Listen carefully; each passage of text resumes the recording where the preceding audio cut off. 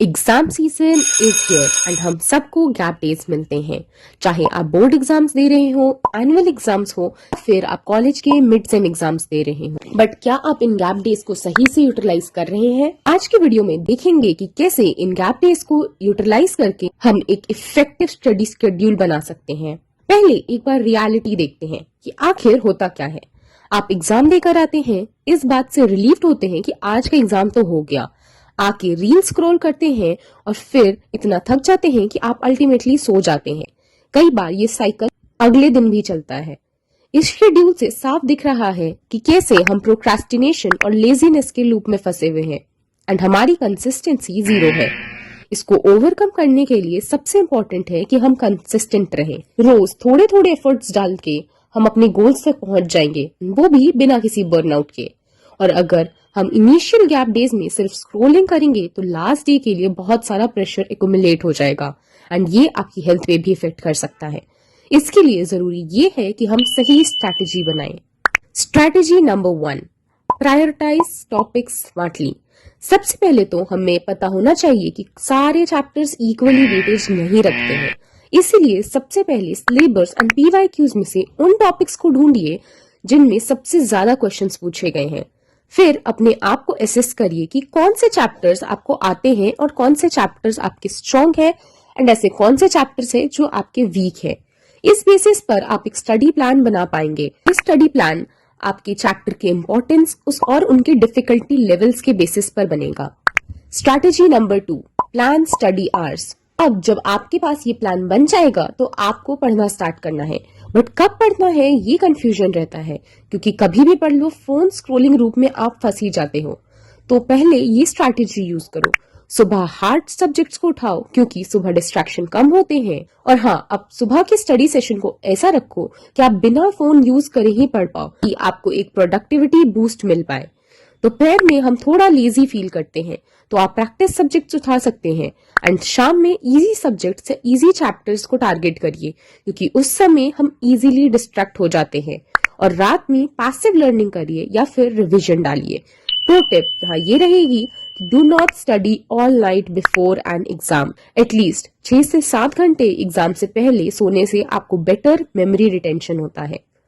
Strategy number 3, use right study technique. Let's break the myth that हम कितने घंटे पढ़ रहे हैं उससे ज्यादा ये इंपॉर्टेंट है कि हम कैसे पढ़ रहे हैं। इसलिए बेस्ट स्टडी मेथड्स जैसे कि पोमोडोरो टेक्निक आप यहाँ यूज कर सकते हैं।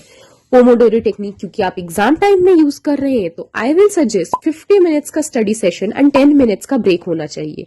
ये ब्रेक एक्टिव ब्रेक होना चाहिए जहां पर आप फोन यूज नहीं करते हैं एंड इस प्रोसेस को रिपीट करिए।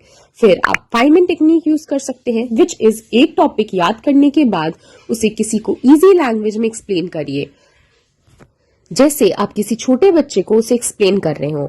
माइंड मैप्स का यूज करिए, डायग्राम्स बनाइए। फर्दर आप ब्लर टेक्निक यूज कर सकते हैं जिसमें हम एक टॉपिक को पढ़कर उसे बिना देखे लिखते हैं ताकि हमें ये पता लगे कि हमें कितना रिटेन हुआ है।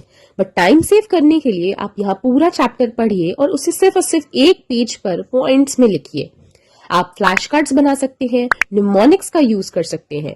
टिप यहाँ ये होगी, मेक श्योर आप पैसिवली एक ही चीज को बार बार नहीं पढ़ रहे हैं बट एक्टिव रिकॉल टेक्निक्स का यूज कर रहे हैं। Strategy number 4, test your strategy. I know exam से पहले मॉक टेस्ट देना काफी फेयरफुल साउंड करता है या कई बार तो हम इसको इसलिए भी टाल देते हैं because we are just too lazy. But अगर आपको अपने एग्जाम्स को एस करना है, solve 1 full length paper with proper timings और ऐसे practice question papers and mock test को एनालाइज करिए। इससे आपको ये पता चलता है कि आपकी स्ट्रैटेजी सही है या नहीं, या फिर आपको और किस जगह पे अभी भी फोकस करना बाकी है। Strategy number 5, take breaks and stay mentally fresh. Exam time में हमारा मेंटल और फिजिकल हेल्थ को इग्नोर नहीं करना चाहिए, इसलिए try taking active breaks. Instead of scrolling social media आप वॉक कर सकते हैं, स्ट्रेच कर सकते हैं या 5 मिनट्स की डीप ब्रीदिंग प्रैक्टिस कर सकते हैं।